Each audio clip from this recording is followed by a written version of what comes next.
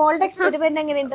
പക്ഷെ ഞാൻ പറയട്ടെ, ഞാൻ ഇത്രയും നാൾ ഇവള് പറഞ്ഞാലൊന്നും അനുസരിക്കൂലായിരുന്നു. ഇടയ്ക്ക് ഇവിടെ കട്ടൊക്കെ ഞാൻ കഴിക്കും. പറഞ്ഞ അനുസരിക്കാത്ത അത് ഞാൻ ന്യൂട്രീഷനിസ്റ്റ് ആയപ്പോഴാണ് എന്റെ വില അമ്മയ്ക്ക് മനസ്സിലായത്. അല്ല, ഞാനേ ഇവിടെ അമ്മ അത് കഴിക്കും ഇത് കഴിക്കണമെന്നൊക്കെ ഞാൻ കട്ടൊക്കെ കഴിക്കുമായിരുന്നു. പക്ഷെ കട്ടൊക്കെ കഴിക്കും ഞാന്. ഇവിടെ അറിയാതെയൊക്കെ ഇങ്ങനെ കട്ടൊക്കെ കഴിക്കും. അപ്പൊ ഞങ്ങള് കട്ട് പക്ഷേ ഞാനിപ്പോ ഞാൻ പറയില്ല, എന്നെ അവളിപ്പോ ഞാൻ അമ്മേനെ ഈ സമയം വരെ നമ്മൾ അവളെ വളർത്തി. അതിന്റെ സിസ്റ്റം അങ്ങനെയാന്ന് തോന്നുന്നത്. ഒരു പ്രായം കഴിയുമ്പം അച്ഛനും അമ്മയും നമ്മൾ വളർത്തണം. അതായത് നമ്മള് ചെറുതില് നമ്മളെ അവര് വളർത്തിക്കൊണ്ട് വന്നു. നമ്മളൊരു പ്രായമായി കഴിഞ്ഞതിന് ശേഷം പിന്നെ നമ്മള് അവരെ വളർത്തിക്കൊണ്ടിരിക്കും. പക്ഷെ ഇത് കുറെ പേർക്ക് ഡൈജസ്റ്റ് ചെയ്യാൻ ബുദ്ധിമുട്ടാട്ടോ. ഞാൻ ഇങ്ങനെ പറയുമ്പേ ഞങ്ങളുടെ മക്കളൊക്കെ നമ്മളെ ഭരിക്കാൻ നമ്മൾ സമ്മതിക്കത്തില്ല എന്നൊക്കെ എന്നോട് പറഞ്ഞിട്ടുണ്ട്. പോയിന്റ് ഉണ്ട് ചേച്ചി. അമ്മ പഴയ അമ്മയല്ല, വൈബ് അമ്മ. വൈബം അതാണ്, വൈബ് മമ്മി. Vibe mummy. ഇത് കഴിഞ്ഞ പ്രാവശ്യം എനിക്കത് ഫീൽ ചെയ്യുന്നുണ്ടായിരുന്നില്ല കേട്ടോ. ഞാൻ അമ്മേനെ ലൈക്ക് ഞാൻ അങ്ങനെ പറയുന്നുണ്ട്, അമ്മ അത് കേൾക്കുന്നത് എനിക്കത് ഒട്ടും ഫീൽ ചെയ്യുന്നുണ്ടായിരുന്നില്ല. പക്ഷെ എനിക്ക് എപ്പോഴും ഫീൽ വെച്ചാൽ കഴിഞ്ഞ ദിവസം ഞാൻ എവിടെയോ ഒരു സ്ഥലത്തേക്ക് പോയപ്പോഴത്തേനും ക്രോസ് ചെയ്യേണ്ട ഒരു ആവശ്യം വന്നിട്ടുണ്ടായിരുന്നു. ക്രോസ് ചെയ്തപ്പോഴത്തേനും ഞാൻ അമ്മയുടെ കൈ ഇങ്ങനെ ഹോൾഡ് ചെയ്തിട്ട് ഞാൻ ഫ്രണ്ടിൽ നടന്നിട്ട് അമ്മേനെ ഇങ്ങനെ പിടിച്ചോണ്ട് വരാൻ. പിടിച്ചത് ക്രോസ് ചെയ്തതിനു ശേഷമാണ് ഞാൻ ഇങ്ങനെ കയ്യിലേക്ക് നോക്കണം. ആക്ച്വലി ഫ്ലാഷ് ബാക്ക് വന്നു എനിക്ക്. പണ്ട് അമ്മ എന്നെ ഇങ്ങനെ പിടിച്ച് ക്രോസ് ചെയ്ത ആ ഒരു കട്ട് എനിക്ക്. അപ്പൊ ഞാൻ ആലോചിക്കായിരുന്നു, ഓ ഇങ്ങനെയാണ്. ലൈക്ക് അത് നമ്മളിവരെ കൈ പിടിച്ച് നമ്മള് കൊണ്ടുവരും. ഇപ്പൊ നമ്മുടെ കൈ പിടിച്ച് അവര് ക്രോസ് ചെയ്യും. നല്ലതല്ലേ? എത്രയോ അമ്മമാരെ അല്ലെങ്കിൽ പേരന്റ്സിനെ നോക്കാത്ത സാഹചര്യം നമ്മുടെ ഞാൻ 100% റെസ്പെക്ട് ചെയ്യുന്നു. ഞാൻ അവളെ അങ്ങനെയല്ല, അവളിപ്പോ എന്നെ നോക്കുന്നോണ്ട് അങ്ങനെയൊന്നുമല്ല. ഇപ്പൊ ഞാനും ഈവൻസ് ഒക്കെ ചെയ്യുന്നുണ്ട്. എന്നാലാവുന്നത് ഞാനും എല്ലാ കാര്യങ്ങളും വീടിനായാലും അവൾക്കായാലും എന്റേതായിട്ടുള്ള 100% ഫിനാൻഷ്യലി ഇൻഡിപെൻഡന്റ് ആയിട്ടുള്ള ഒരു എനിക്ക് തോന്നുന്നു അമ്മ പണ്ട് എന്തൊക്കെ ചെയ്യാൻ മാറ്റിവെച്ചോ അതാണ് ഇപ്പൊ ചെയ്ത് തുടങ്ങിയിട്ടുള്ളത് തോന്നുന്നു. സത്യം. എനിക്ക് ഒരുപാട് സ്ഥലങ്ങളിൽ പോകണമെന്ന് ആഗ്രഹമുണ്ട്. എന്റെ ആഗ്രഹങ്ങൾ ഏതൊക്കെയാണ്? ഞാൻ ഒന്നും ബ്രേക്ക് ചെയ്തോട്ടെ. അതിന്റെ കൂടെ ഞാൻ ഈ ആഗ്രഹത്തിനെ പറ്റി പറഞ്ഞപ്പോ ഞാൻ കഴിഞ്ഞ ദിവസം കണ്ടു മഴയത്ത് കോട്ടൊക്കെ ഇട്ടിട്ട് ഏതോ രാത്രിയില് ഡാൻസ് കളിക്കുന്നത് മലയുടെ മണ്ട. അത് എവിടെയായിരുന്നു? മലയുടെ അത് ഞങ്ങളുടെ ഫാമാ. ഹിൽ സ്റ്റേഷൻ ആണെന്ന് വിചാരിച്ചു. അത്രയും മീൻസ് തണുപ്പുണ്ട്, മഞ്ഞുണ്ട്, കോട്ടുവിട്ട് ഡാൻസ് കളിക്കുന്നു പാതിരാത്രിയിൽ. എങ്ങനെ സാധിക്കുന്നു?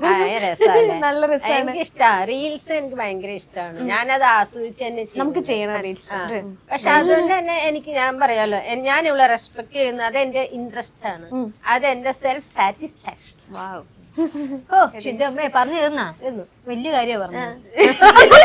ഇല്ല, ഞാന് ഇപ്പൊ ഏതെങ്കിലും അമ്മമാര് അങ്ങനെ ഉണ്ടെങ്കിൽ അത് കാരണം എന്ന് വെച്ച് കഴിഞ്ഞാൽ അവരുടെ ആ ഈഗോസും, കാരണം ചിലർക്ക് മക്കൾ അങ്ങനെ അനുസരിച്ച് പോകുന്നൊക്കെ ഭയങ്കര ബുദ്ധിമുട്ടാണ്. അങ്ങനെ നമ്മള് വൈബ് ഇന്റർവ്യൂ എടുക്കാൻ വന്നിട്ട് ഭയങ്കര ക്ലാസ് ഇല്ല, ക്ലാസ് ഒന്നും അല്ല. ഞാൻ പറയാണ്, അങ്ങനെയുള്ള അമ്മമാരുണ്ടെങ്കിൽ ഒന്ന് മാറ്റി ചിന്തിച്ചാല് എന്നെ പോലെ നന്നായിട്ട് ജീവിക്കും. ഇങ്ങനെ വൈബായിട്ട് ജീവിക്കാം. ചേച്ചി സാന്ത്വനം 2 എന്ന് പറയുന്ന ഇതില് ഇപ്പൊ ഹിറ്റായിട്ട് പോയിക്കൊണ്ടിരിക്കുന്നു. സാന്ത്വനം 1 നമുക്ക് നല്ലൊരു ഹിറ്റ്സ് ഉണ്ട്. അത്രയും വലിയ സീരിയലിന്റെ സെക്കൻഡ് പാർട്ട് ആവുക എന്നുള്ളത് കുറച്ച് ചലഞ്ചിങ് ആയിരുന്നു. എങ്ങനെയുണ്ട് ഇപ്പം സെറ്റും ആളുകളുടെ ഒരു റെസ്പോൺസും ഒക്കെ എങ്ങനെയുണ്ട്? സത്യം പറഞ്ഞാലോ, ഞാൻ ഇപ്പൊ വെച്ച് കഴിഞ്ഞാല് ഇപ്പൊ നോക്കിക്കഴിഞ്ഞു കഴിഞ്ഞാല് ഞാൻ ക്യാരക്ടർ പിക്ക് ചെയ്യുന്നത് എനിക്കെന്ന് വെച്ചാൽ ഡിഫറെന്റ് ആയിട്ട് ചെയ്യണം എന്ന് തോന്നുന്ന, അല്ലെങ്കിൽ എനിക്ക് എന്തെങ്കിലും ചെയ്യാനുണ്ടെന്ന് തോന്നുന്ന ഓരോ ക്യാരക്ടേഴ്സ് നോക്കിയിട്ടാണ് ഞാൻ പിക്ക് ചെയ്യാറുള്ളത്. അതെന്തോ ദൈവാനുഗ്രഹം കൊണ്ട് എനിക്കങ്ങനെ വരുന്നുണ്ട്. കുറെ പേർക്ക് പറഞ്ഞു കേൾക്കുന്നുണ്ട്, ലൈക്ക് അങ്ങനെ അവർക്ക് ഇപ്പൊ ഓപ്ഷൻസ് അങ്ങനെ ഒരുപാട് അങ്ങനെ പല പല ടൈപ്പ് ഉള്ളത് വരാറില്ല എന്നുള്ളത്. അതെന്തോ ലക്കിലി ശരിക്കും പറഞ്ഞാൽ ഞാൻ ഗിഫ്റ്റഡ് ആണെന്ന് പറയണം ആ കാര്യത്തില്. എന്നുവെച്ചാൽ എനിക്ക് പിക്ക് ചെയ്യാൻ പറ്റുന്നുണ്ട്. ഇപ്പൊ ക്യാരക്ടർ വന്നു കഴിഞ്ഞാല് അതിനെന്തെങ്കിലും ഡിഫറെന്റ് ആയിട്ട് ചെയ്യാനുണ്ടോ എന്നുള്ളത് ഞാൻ നോക്കുന്നുണ്ട്. ഇപ്പൊ ഫസ്റ്റ്ലി എടുത്തു കഴിഞ്ഞാല് ചന്ദനമഴ, ഇപ്പൊ നമ്മള് മലയാളത്തിൽ മാത്രം എടുക്കുകയാണെങ്കിൽ ചന്ദനമഴ, അതൊരു കണ്ണീർ പുത്രി അങ്ങനെ ഒരു ഇതായിരുന്നു. അതിന് ശേഷം പിന്നെ മിസ്സസ് ഹിറ്റ്ലർ ഡിഫറെന്റ് ആയിട്ടുള്ളൊരു ജോണറായിരുന്നു.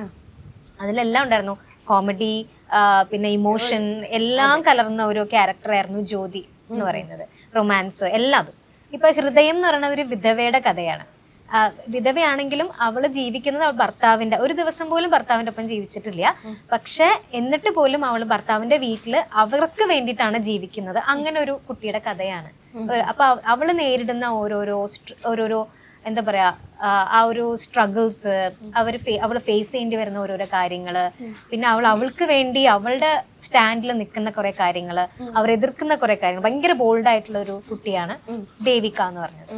സാന്ത്വനം 2 ഇപ്പൊ ചെയ്യുന്നതെന്ന് വെച്ച് കഴിഞ്ഞാല് ഒരു കുറെ കോമഡി കലർന്ന, അത് ഭയങ്കര ഇന്നസെന്റ് ആയിട്ടുള്ള, നമ്മുടെ നാട്ടിൻപുറത്തൊക്കെ കാണാൻ ഞാൻ കണ്ടിട്ടുണ്ട് അങ്ങനെ ഒരുപാട് ക്യാരക്ടേഴ്സിനെ.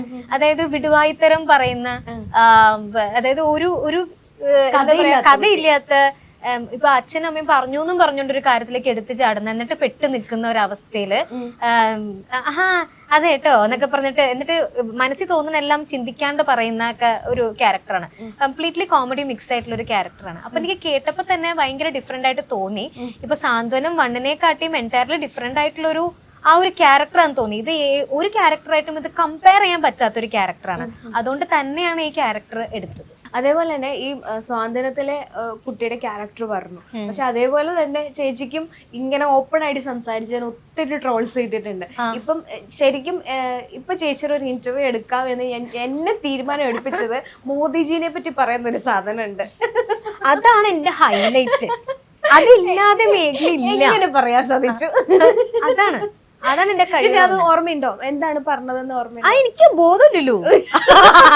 അതായത് ആ സമയത്ത് ഒരു 10-21 വയസ്സൊക്കെ കാണും. അത്രയ്ക്ക് ഉണ്ടാവൂലേ? ഡിഗ്രിക്ക് പഠിക്കായിരുന്നു ആ സമയത്ത്. പഠിക്കുകയാണെന്ന് എനിക്ക് ആക്ച്വലി ആ ഒരു പ്രായമുണ്ട്. പക്ഷെ ആ പ്രായത്തിനുള്ള ബുദ്ധിയില്ല. അത് ഞാൻ പറയട്ടെ, ഇപ്പൊ പ്രായം ഉണ്ടെന്ന് പറഞ്ഞിട്ട് കാര്യമില്ലല്ലോ, ബുദ്ധി വേണ്ടേ? ആ സമയത്ത് എനിക്കൊരു LKG കൊച്ചിനുള്ള ബുദ്ധി പോലും ഇല്ല ഗൈസ്. അത് നിങ്ങൾ മനസ്സിലാക്കണം. അത് എന്റെ ലോകമല്ല ഗൈസ്. എനിക്കൊരു വിവരമില്ല. ഇതൊക്കെയാണ് മേഘന. അതായത് ഇപ്പൊ ഞാൻ ഇപ്പൊ എന്റെ ലോകം എന്ന് പറഞ്ഞു കഴിഞ്ഞാല്, അമ്മ പറയും ഇപ്പൊ നമ്മളൊരു സ്ഥലത്തേക്ക് അവിടെ ചെന്നിട്ട് ഞാൻ അറിയണം അമ്മ ഇവിടെ എന്താ ചെയ്യണ്ടേ, ഇവിടെ ഡാൻസ് ചെയ്യണം മോളെ. Okay okay okay. അപ്പൊ എന്റെ പേരിലൊരു മെഗാ ഷോ ചെയ്ത് എന്നെ പോസ്റ്റർ ഒക്കെ അടിച്ച് അവിടെ വെച്ചിരിക്കണായിരിക്കും. മനസ്സിലായോ? പക്ഷെ അവിടെ ചെന്നിറങ്ങുമ്പോ എന്നിട്ട് പിന്നെ പ്രാക്ടീസ് ചെയ്ത് നമ്മൾ പെർഫോം ചെയ്യും. അത്ര എനിക്ക് അറിയുള്ളൂ. നന്നായിട്ട് പെർഫോം ചെയ്യും. നമ്മൾക്ക് തരുന്ന ജോലി നന്നായിട്ട് ചെയ്യാന്നുള്ളത് മാത്രമേ എനിക്കറിയൂ. പിന്നെ ഞാൻ അപ്പാപ്പനും അമ്മയും കൂടെ വളർത്തിയൊരു കുട്ടിയാണ്. അവരുടെ ആ ചട്ടക്കൂട് മാത്രമേ എനിക്ക് അറിയുള്ളൂ. ലൈക്ക് പള്ളി, വീട്, അത് മാത്രമേ അറിയുള്ളൂ. പിന്നെ നമ്മുടെ അടുത്തുള്ള കൂട്ടുകാര്, അത് മാത്രമേ എനിക്ക് അറിയുള്ളൂ. പിന്നെ എന്താ പറയാ, പുറം ലോകം അറിയില്ല. പിന്നെ അന്ന് ഭരിക്കുന്ന ആരാന്ന് പോലും എനിക്ക് കറക്റ്റ് ആയിട്ടുള്ള ഒരു ഊഹം ഉണ്ടായിരുന്നില്ല. മോദിജി നല്ല മനുഷ്യനാണ്. എനിക്ക് സ്ക്രിപ്റ്റ് ഉണ്ടായിരുന്നു. ഇത് സ്ക്രിപ്റ്റ് വന്നിട്ടുണ്ടായിരുന്നു. Ultra modern kitchen devices. ഒരു കിച്ചണിൽ വേണ്ട എല്ലാ ലേറ്റസ്റ്റ് ബ്രാൻഡുകളും ഇവിടെയുണ്ട്. ലോകോത്തര ബ്രാൻഡുകൾ, original products, wide range. MyG future. പൂവ് പോലൊരു പുട്ടുണ്ടേ അജ്മിയുടെ പുട്ടും. വിളമ്പാം നല്ല വിശേഷം. അജ്മി സ്റ്റീം മെയ്ഡ് പുട്ടുപൊടി.